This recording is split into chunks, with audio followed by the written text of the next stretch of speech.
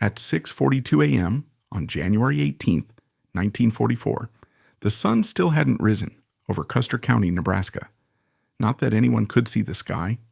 A blizzard had swallowed the plains whole.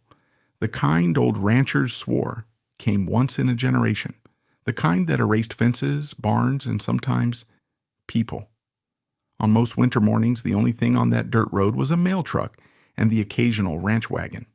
But today, something else was out there.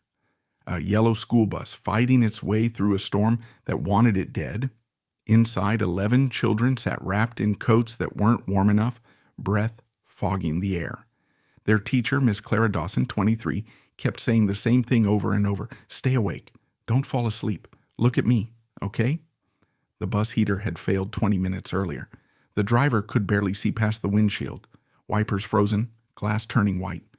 When the road vanished entirely, he slowed to a crawl. Then the wind pushed the bus sideways. The wheels skidded. The bus slid off the road and sank into a drift taller than a grown man. The engine coughed once, twice, died. A kind of silence filled the cabin, the kind that sits on your shoulders.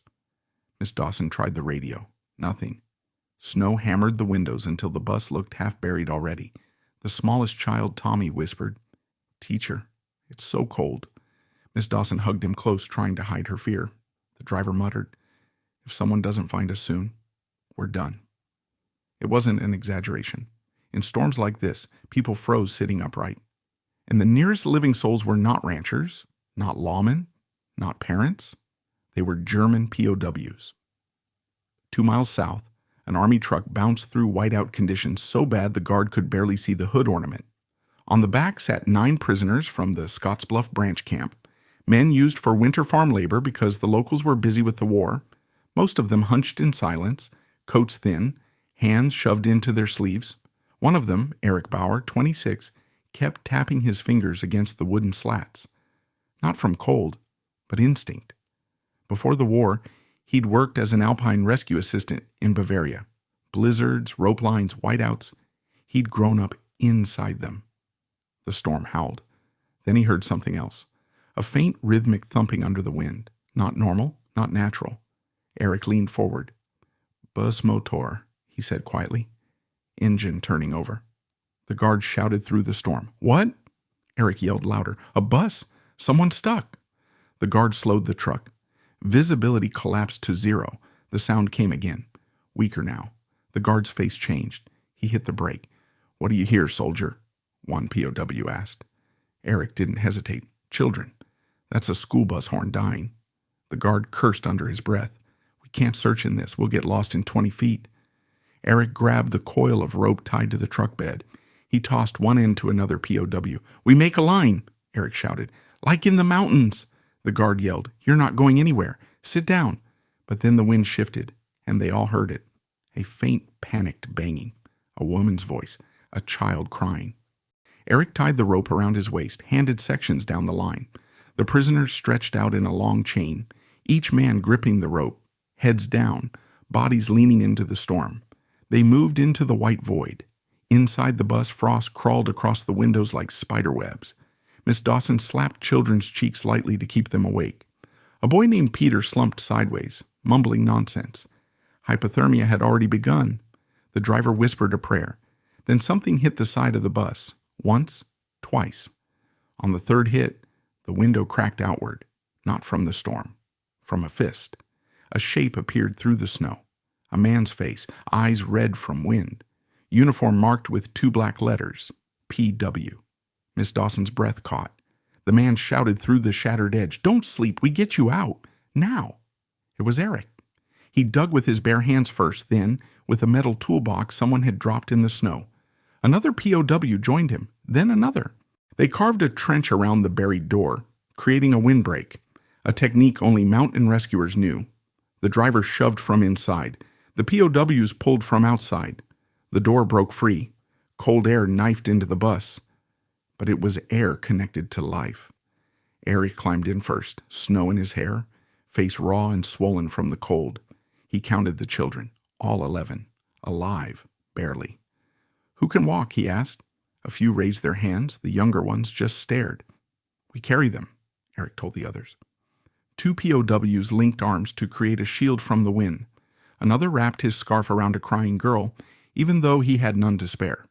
Erich looked at Miss Dawson. "You go first. Take the rope." She hesitated. "You're prisoners. Why would you—" Erich didn't let her finish. "Children are children," he said simply.